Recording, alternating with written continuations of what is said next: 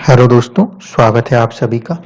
आज का जो कुंडली विश्लेषण रहेगा, इसके अंदर एक मेन सवाल जो था, वो था कि केतु की दशा को लेकर प्रिडिक्शन करनी है।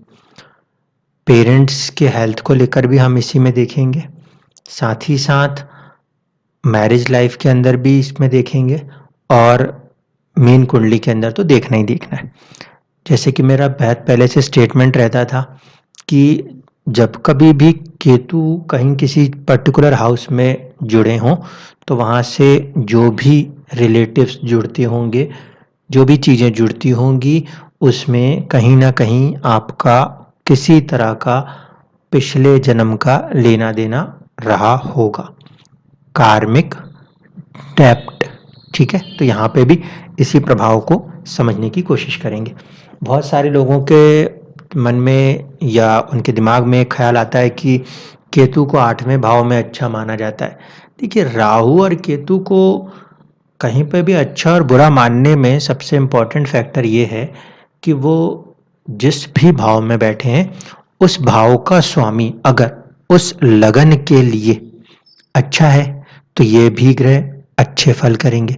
अगर अच्छा नहीं है, तो फिर अच्छे फल नहीं करेंगे। ठीक है? तो शुरुआत करते हैं इस कुंडली का एनालिसिस। ये एक जातिका की कुंडली है। इस कुंडली के अंदर अगर हम देखें सबसे पहले, तो जो हमारे लिए इम्पोर्टेंट है वो है सोचने का तरीका। सोचने का तरीका कहीं न कहीं सूर्य से रूल्ड हो रहे हैं, कृत्तिका नक्षत्र है। इसीलिए सूर्य अपना लेवल, अपना स्टेटस कहीं न कहीं चीज़ों को लेकर काम करने की कोशिश करेंगे, पहली चीज़। दूसरी चीज़ कि जो फर्स्ट हाउस के लॉर्ड हैं, पूरे के पूरे भाव के स्वामी हैं, वो हैं शुक्र। शुक्र जो है वो उच्च राशिस्थ बैठे हैं, अच्छा माना जा सकता है। साथ ही साथ ये देख लिया जाए कि सिक्स्थ हाउस के स्वामी होकर भी वो उच्च राशिस्थ हैं, तो इसके बावजूद भी उसे अच्छा माना जा सकता है। फर्स्ट हाउस लॉर्ड जो हैं वो कहीं न कहीं लगन लॉर्ड होंगे, तो उनके पास एक बेनिफिक रोल आएगा। सिक्स्थ हाउस के लॉर्ड होने के कारण कहीं न कहीं जो एक बेनिफिक रोल है उसमें कमी आएगी। इसकी वजह से नेचर मिक्स्ड हो जाएगा। फिर भी क्योंकि फर्स्ट हाउस लॉर्ड हैं, तो पॉजिटिव ही रिजल्ट देने की कोशिश करेंगे। इसके बाद बात की जाए कि शुक्र उच्च राशिस्थ होकर बैठे हुए हैं, ठीक है? तो दोस्तों के प्रति और आपका जो भी सुख संसाधन है, भोग विलास के प्रति कहीं न कहीं एक नज़रिया हमेशा बना रहेगा। दूसरी चीज़, सेकंड हाउस की कंडीशन को देख लीजिए। सेकंड हाउस जो है उसके स्वामी फिफ्थ हाउस के भी स्वामी बनते हैं, ठीक है? और दोनों बुध जाकर जो है वो बैठे हुए हैं आपके कहाँ पर? केंद्र में, सबसे प्रबल केंद्र में। सूर्य और बुध की ये युति थी। सूर्य आपके सोचने का ढंग, बुध आपका प्रेम, ठीक है? इन दोनों ने इस युति के दम पर आपका प्रेम विवाह कराया। फर्स्ट हाउस लॉर्ड का रिलेशन जो है वो कहीं न कहीं हम खोजते हैं किसके साथ? आपके सेवंथ हाउस के साथ, या फिर हम खोजते हैं फिफ्थ हाउस का रिलेशन किसके साथ? सेवंथ हाउस के साथ। अगर ऐसे रिलेशंस दिखाई देते हैं, तब हम बोलते हैं कि कोई लव मैरिज होने की संभावना बनती है। यहाँ पे तो लव मैरिज होनी थी। क्यों? क्योंकि यहाँ पे आप देखिए कार्मिक डेब्ट आपका लिखा हुआ है एक ससुराल पक्ष से। तो अब यहाँ पे देख लीजिए थॉट प्रोसेस। सूर्य साथ में बैठा कौन? बुध, जो कि सेकंड हाउस एक्सपेंशन जो होता है, फैमिली एक्सपेंशन, उसके लिए जिम्मेदार, और फिफ्थ हाउस प्रेम के लिए जिम्मेदार। उसने अपना काम किया। इसके बाद ये बुध जो है धनिष्ठा नक्षत्र में बैठे हैं, और धनिष्ठा नक्षत्र में बैठने के कारण ये जो आपके स्वामी होंगे सेवंथ हाउस के मंगल, उनके साथ उनका संबंध बनता है, ठीक है? फर्स्ट हाउस लॉर्ड का संबंध भी सेवंथ हाउस लॉर्ड के साथ बनता है। ये कंप्लीट कॉम्बिनेशन हो गया जिसने आपकी लव मैरिज करवा दी। अब प्रॉब्लम्स को देखते चलें। सेवंथ हाउस की स्थिति को समझिए। सेवंथ हाउस की जो स्थिति है, इसमें एक तरफ शनि है, एक तरफ केतु है। ये खुद पाप कतरी में फंसा। दूसरी चीज, 8वें भाव के स्वामी होके गुरु, और साथ साथ लाभ भाव के स्वामी होकर भी गुरु बैठ गए आपके 7th हाउस में। गुरु जो है वहां पे न्यूट्रल होके बैठेंगे, लेकिन इस पर्टिकुलर लगन के अंदर, वृषभ लगन है, यहाँ पे जो गुरु हैं वो कारक नहीं होते। नहीं होते का मतलब नहीं होते, किसी भी भाव में बैठेंगे उनका जो एक प्रभाव है वो महसूस होगा। दूसरी बात, जब कभी भी गुरु जैसा ग्रह जिस भी भाव में बैठेगा वहां से या वहां पर जिम्मेदारियां बहुत ज्यादा आएंगी। तो इस कुंडली के अंदर यही चीज हो रही थी। 8वें का स्वामी जो होता है वो बदलाव को दिखाता है, तो बदलाव जो है वो कहीं ना कहीं आपकी जिंदगी में आफ्टर मैरिज आना लिखा था। गज केसरी, गज केसरी का ये फॉर्मेशन आप देख लो। इसके अंदर क्या हो रहा है, आपका 8th हाउस का लॉर्ड, 11th हाउस का लॉर्ड गुरु जो है वो थर्ड हाउस के लॉर्ड, 4 नंबर राशि, थर्ड हाउस के लॉर्ड के साथ संबंध बना रहे हैं। यानी कि परिवर्तन और लाभ दोनों को बनाने के लिए ये योग किसी न किसी रूप में आपको प्रेरित करेगा, एक तरीके से धक्का भी देगा। दूसरी बात, यहाँ पे एक स्ट्रॉन्ग कॉम्बिनेशन है आपके 7th हाउस में और आपके इस 11th हाउस में, क्योंकि मंगल और गुरु के बीच में किसी तरीके से एक संबंध है स्थान का, क्षेत्र का। इसीलिए यहाँ पे मंगल जो है वो अपना प्रभाव करेंगे और यहाँ पे गुरु जो है वो अपना प्रभाव करेंगे, लेकिन किस तरह से करेंगे? इस तरह से करेंगे, मान लीजिए कि ये गुरु अपने आप को मंगल के रूप में देखेंगे, चंद्र मंगल योग फॉर्मेशन आएगा, तो उसकी वजह से चुनौतियां मैरिज लाइफ के अंदर, संघर्ष मैरिज लाइफ के अंदर आएगा और जो ये चंद्रमा का नीचता है ये नीच भंग होने की संभावना बनती है। इधर पे अगर देखा जाए तो शुक्र जो है वो गुरु के साथ चले जाएंगे। शुक्र जब गुरु के साथ जाएंगे तो वहां पे भी थोड़ी सी चुनौतियां बनती हैं, ठीक है, लेकिन कहीं ना कहीं लाभ की संभावना आएंगी। ये तो हुई पूरी एक कहानी। अब मेन मुद्दे की बात, तो मेन मुद्दे की बात ये कि 9th हाउस का जो स्वामी है वो है शनि, वो जाके उच्च राशि तो है लेकिन संघर्ष के घर में, तो आपको किस्मत में संघर्ष लिखा था वो हो रहा है। केतु की आपके ऊपर दशा चल रही है जो हमारा प्राइम इंपॉर्टेंट फैक्टर है। केतु आपका 8th हाउस में बैठा था, ठीक है, और केतु फल करेगा गुरु की तरह। मैंने बता दिया कि गुरु जो है वो यहाँ पे कोई कारक नहीं होते, वो बेसिकली 8वें और 11वें के स्वामी होने के कारण मैलेफिक ही माने जाते हैं, तो परेशानियां ही मानी जाती हैं। तो केतु यहाँ पे मूल त्रिकोण में बैठने के बाद आपके ससुराल पक्ष से किसी न किसी तरीके से आपको परेशान रखता हुआ सा नजर आता है। पहली कंडीशन, अचानक से किसी तरीके के जिंदगी के बदलाव को दिखाने की कोशिश करता है।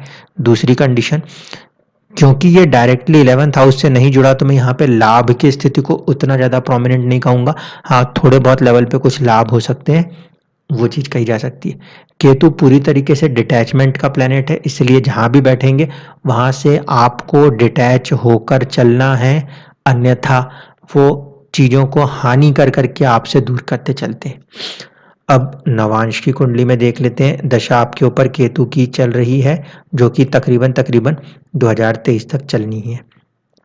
नवांश की कुंडली में जब हम जाएंगे तो यहाँ पे हम देखते हैं कि ये जो केतु हैं इनका प्रभाव किसी तरीके से आपके 6th हाउस, मैरिज लाइफ के अंदर 6th हाउस के ऊपर दिखाई देता है। इसकी वजह से क्या होगा, कहीं ना कहीं संघर्ष, कुछ दुश्मनियां, कुछ परेशानियां मैरिज लाइफ में, रिलेशंस में, अपने ससुराल पक्ष के साथ भी कही जा सकती हैं। अगर इसको आप अपने लगन कुंडली में देखते हैं तो ये 3 नंबर की राशि 2nd हाउस में आती थी। ये इस बात को दर्शाती है कि कहीं ना कहीं पर जब केतु अपनी महादशा में चलेंगे तो आपको धन, जो बचत है, सेविंग्स है और फैमिली है, अपना कुटुंब है, उसको लेकर परेशान करेंगे। दूसरी चीज कि यहाँ पे जो आपका लगन है ये 10 नंबर से आ रहा है जो कि आपके ओरिजिनल लगन कुंडली में 9th हाउस में है, इसलिए आपका जो मैरिज है वो बाय लक, किस्मत से किसी तरीके से कनेक्टेड था, क्योंकि केतु को अपना प्रभाव दिखाना था। तो यहाँ तक ये चीजें समझ में आ गई, क्यों आपके मैरिज लाइफ के अंदर संघर्ष है ये आपको यहाँ से समझ में आ जाएगा। यहाँ पे केतु और राहु के बीच में एक तरीके से नक्षत्र परिवर्तन है, इसलिए केतु यहाँ पे बलवान माने जाएंगे। दूसरा, गुरु जो है वो 8 नंबर की राशि में आपके लगन में भी थे और नवांश में भी है, वो वर्गोत्तम है, इसलिए उनकी प्लेसमेंट पोजीशन भी काफ़ी ज़्यादा स्ट्रॉन्ग मानी जाएगी। जो 4 नंबर लिखा है, 7वें घर के जो स्वामी हैं चंद्रमा, वो अष्टम में गए हैं, इसलिए मैरिज लाइफ और जो पार्टनर है उसके लाइफ में भी कुछ बड़े बदलाव आफ्टर मैरिज नजर आते थे। तो केतु की दशा में मोटा मोटे बात करें तो आपको कहीं ना कहीं चुनौती, संघर्ष किस्मत से कुटुंब के अंदर, सेविंग्स के अंदर देखने को मिला। ससुराल पक्ष वालों में भी थोड़ी सी कहीं ना कहीं गर्मा गर्मी, बहस होने वाली संभावनाएं बरकरार रही। कुल मिला के पिक्चर वैसी रही जैसे जिंदगी जो है वो कैद सी नजर आती है, जो कि लगन कुंडली में थी। अब आपने आपके माताजी की तबीयत को लेके भी पूछा है, तो पेरेंट्स के चार्ट को भी देख लेते हैं।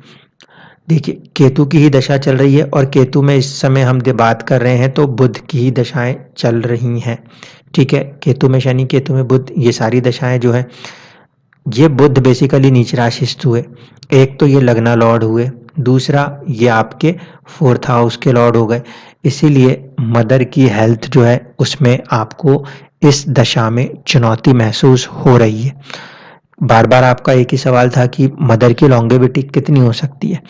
तो यहाँ से अगर हम सिचुएशन को देखें तो ये जो पीरियड है ये आपको प्रॉब्लम करते हुए चलेगा और तकरीबन तकरीबन साल भर तक हेल्थ इश्यूज मदर के किसी न किसी तरीके से बने रह सकते हैं, क्योंकि जो महादशा का स्वामी है और अंतरदशा के स्वामी है, इसमें से अंतरदशा का स्वामी एक तो आपका लगन लॉर्ड हो गया। महादशा का स्वामी जो है वो बेसिकली किसके साथ जुड़ रहा है, आपके बुध के साथ जुड़ रहा है। केतु जिसके साथ जुड़ेगा उसके प्रभाव ले लेगा, इसीलिए केतु की दशा और बुध की दशाओं में कहीं ना कहीं पेरेंट्स को लेकर परेशान होने की पूरी संभावनाएं थी। लव मैरिज हुई, उसमें भी परेशानी आई होंगी पेरेंट्स को लेकर, अब यहाँ पर हेल्थ को लेकर आ रही हैं। दूसरी चीज, केतु जिस राशि में बैठे हैं उसके स्वामी 12वें घर में बैठे हैं, इसलिए भी केतु ज्यादा प्रबल हैं परेशानी और पेरेंट्स को लॉस देने में। ठीक है, इसलिए इन चीजों को यहाँ पे आपको समझना पड़ेगा कि ये जो दशा इस समय चल रही है ये पेरेंट्स के ऊपर हेल्थ पे बार बार चुनौतियां देती हुई सी नजर आती हैं, जो कि 2023 तक रहने वाली हैं। और लगन कुंडली के अंदर इंपॉर्टेंट बात अब जो बोल रहा हूँ उसको ध्यान से समझिएगा। लगन कुंडली के अंदर ये जो सूर्य हैं जो कि आपके बैठे हैं 10th हाउस में, डायरेक्शनल स्ट्रेंथ के हिसाब से तो वो अच्छे माने जाएंगे, लेकिन उनकी जो पोजीशन है शनि की राशि में बैठना और साथ ही साथ शनि से शत्रुता में आना, कहीं ना कहीं वो अपने आप को ग्रेट एनेमी मान रहे हैं। इसलिए आप अपने जो थॉट प्रोसेस है उसके अंदर कहीं ना कहीं अपने आप को कमजोर सा, परेशान सा महसूस करते हैं। जहाँ पे जितना आप अपने सूर्य को, क्योंकि सूर्य यहाँ पे पॉजिटिव इस वे में है, ये 4th हाउस के लॉर्ड हैं, एक तरीके से क्रूर ग्रह होते हैं, इसलिए अपनी क्रूरता त्याग देंगे। वृषभ लगन ही अकेला ऐसा लगन है जहाँ पे सूर्य अपनी क्रूरता को त्यागते हैं और शनि से मित्रता करने की संभावना रखते हैं।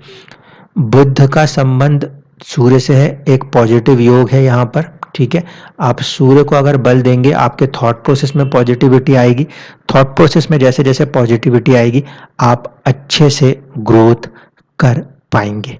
तो मुझे उम्मीद है कि अब ये वाली बात आपको समझ में आई होगी। केतु 8वें भाव में बैठा है, जो कि इस पर्टिकुलर लगन के लिए एक मैलेफिक पोजीशन मानी जाती है, इसलिए कैद सी जिंदगी महसूस हो रही है। चुनौतियां क्यों पेरेंट्स की तरफ जा रही हैं, वो जो पेरेंट्स का चार्ट है वहां पे केतु उस चार्ट के लगन के स्वामी के 1st हाउस लॉर्ड के स्वामी के साथ बैठा है, इसलिए अपनी दशाओं में चुनौतियां दिखाता है, जो कि पेरेंट्स को लेकर तकरीबन तकरीबन 1 साल तक परेशान रख सकता है। धन्यवाद।